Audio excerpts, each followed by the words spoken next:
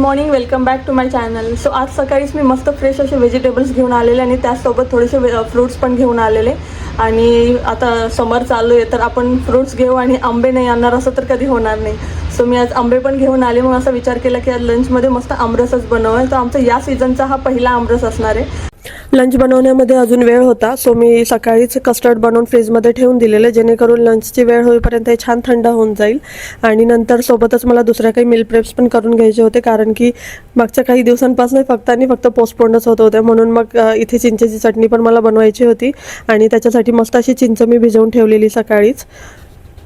ही चटणी आमच्या घरामध्ये खूप जास्त यूज केली जाते, कारण की आम्ही सारखं चाट म्हणा किंवा भेळ म्हणा असे काही ना काही आयटम इव्हनिंग स्नॅक्समध्ये बनवतच असतो आणि त्यामध्ये ही चटणी आमच्या घरामध्ये सगळ्यांना खूप जास्त आवडते.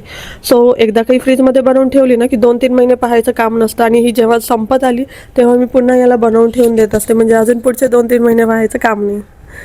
आणि इथे सोबतच प्रिशाची पण लुडबुड चालू होती किचनमध्ये की मम्मा काय करते काय नाही. आणि असं जसं जमेल तेव्हा मी असं गूळ कट करून ठेवत असते, कारण की मोस्ट ऑफ द डाळमध्ये मी गूळ टाकत असते. म्हणजे आमच्या इथे गोड आणि आंबट हे कॉम्बिनेशन सगळ्यांना खूप जास्त आवडतं, त्याच्यामुळे डाळ आंबट वगैरे असली तर त्याच्यामध्ये गूळ हा असतोच असतो. साखरेऐवजी जर गूळ टाकला ना तर त्याचं जे टेस्ट असते ती खूप छान लागते, त्यामुळे मी गूळच प्रेफर करत असते. आणि जर म्हणजे बनवतोय आपण काहीतरी आणि तेव्हा जर गूळ कट करून घेतला तर आपले हात खरकटे असतात कधी कधी, किंवा आपण गडबडीमध्ये असतो, मग तेव्हा खरकटे हात त्याच गूळला लागले जातात, गूळच्या भिलीला.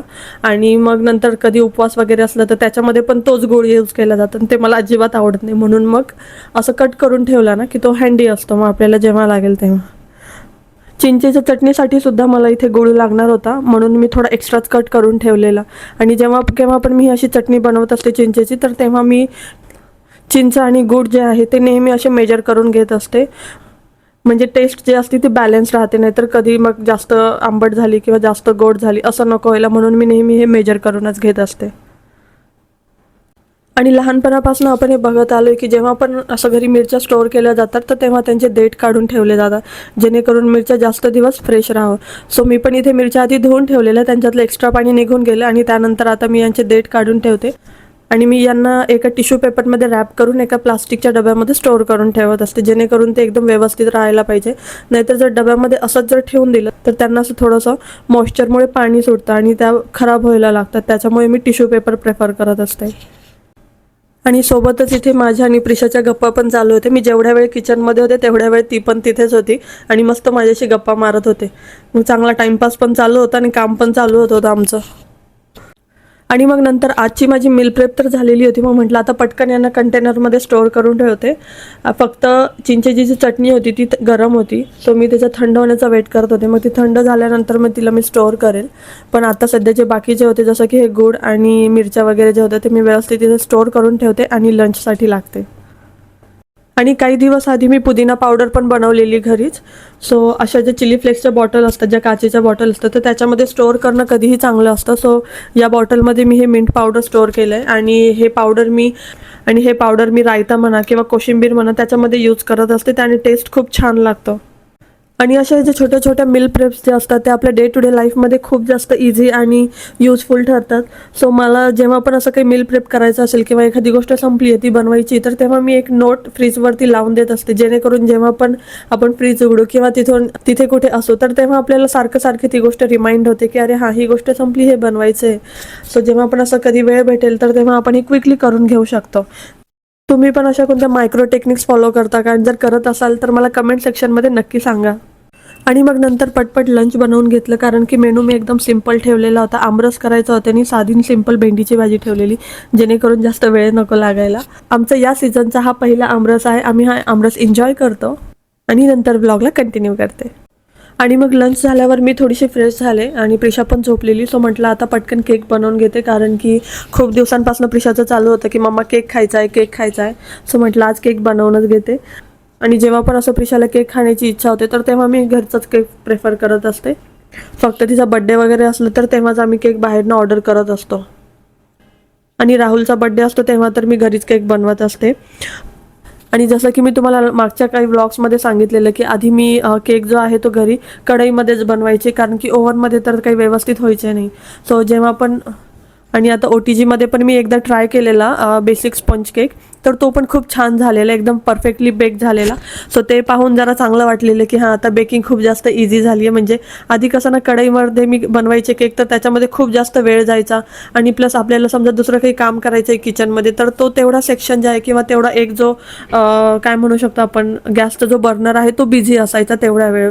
पण आता इथे OTGमध्ये कसं होतं मी एका साईडला केक पण लावून देते आणि दुसऱ्या साईडला मला काही कामं असतील किचनमध्ये तर मी ते पण करू शकते. सो यामुळे आता खूप जास्त इझी वाटतं मला केक बनवणं. सो आज मी इथे 2 प्रकारचे केक बनवणार आहे. एक म्हणजे बेसिक स्पॉन्ज केक जो की मैद्याचा असेल आणि दुसरा म्हणजे रवा केक. रवा केक तर मी खूप जास्त वर्षांनी बनवते पण म्हटलं आता आज ट्राय करते कारण की आता OTGमध्ये बनवायचं आहे. सो नॉट टू वरी. मला असं वाटतं आपण नेहमी नवीन नवीन गोष्टी शिकायला पाहिजे आणि असंच ट्राय करता करता मी एकदा केक बनवून पाहिलेला मम्मीला विचारून. सो फर्स्ट टाईम होता तो ऑब्व्हियसली तो काही इतका परफेक्ट नव्हता झालेला पण एवढा वाईटही नव्हता. पण त्याच्यानंतर हळूहळू इंटरेस्ट आला बेकिंगमध्ये की हां आपण बेकिंग करून बघू, आपण हा नाही तर हा टाईपचा केक बनवून बघू. असं करता करता तो बेकिंग क्लासपर्यंत गेला आणि क्लास केल्यानंतर तर काही विचारू नका. असं वाटायचं की अरे बापरे आता आपण सगळे प्रकारचे केक करू शकतो. पण ती रियालिटी नसते. म्हणजे आपल्याला पण तेवढे ट्राय करावं लागतं. त्याच्यानंतर ते करता करता आपल्याला प्रॅक्टिस करता करता आपल्याला ते केक जमू शकतात. आणि केक थोडासा बेक होण्याचा बाकी होता म्हणून आम्ही पुन्हा 10 मिनटासाठी केक OTGमध्ये ठेवलेला आणि मग नंतर प्रिशा पण उठलेली. सो जेव्हा तिला समजलं की केक बनणं चालू आहे तेव्हा ती खूप जास्त खुश झालेली. आत्ताच प्रिशा उठली आहे आणि ती उठल्याबरोबर जेव्हा तिला समजलं की केक बनवतोय तेव्हा ती इतकी जास्त खुश झाली. आणि आता हे काय आहे तुझ्या हातात? हे ग्लोव्ज घालून ती म्हणते की आता मी पण केक बनवते आणि मी जर सगळ्यांना दिला तर मग माझ्यासाठी राहणार नाही केक. प्रिशा आम्हाला देशील तू केक? मग तुला नाही राहणार ना? दुसरा बनवशील तुझ्यासाठी? नाही शेअर नाही करणार मम्मा डॅडा सोबत? असंच असतं जेव्हा पण आम्ही तिला काही म्हणतो की आम्हाला दे तेव्हा असंच तुझे दात खराब होतील. आणि तुझे दात नाही खराब होणार? नाही का? असंच चालू असतं आमचं. जेव्हा पण आम्ही शेअर कर म्हणतो तेव्हा तुमचे दात खराब होतील आणि तिचे नाही होणार. काय खाते तू? केक खाते? आणि जसं केक झालंय जेव्हापासून तेव्हापासून प्रिशाचं केकवरच चालू आहे कंटिन्यू. तुला आवडतं ना केक? हा प्रिशा बाजूला उभी राहिली होती. तिला आम्ही सांगितलेलं की OTG खूप गरम आहे तर तू एक साईडला उभी राहा तर तुला चटका बसेल. तर ते इथे तेच सांगते की मी एकदम साईडला उभी होती जेव्हा केक चालू होता. हा याच्यामध्ये दुसरा केक आहे. हे बघ मी इथे थंड होण्यासाठी ठेवलंय त्याला. हे बघ हे गरम आहे.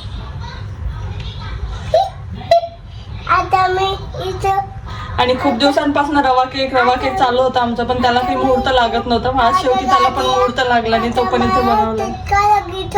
हा प्रिशाला थोडासा चटका लागला. प्रिशाने केकला हात लावला गरम गरम. नाही बेटा अजून नाही झालंय, थोडासा वेळ लागेल अजून.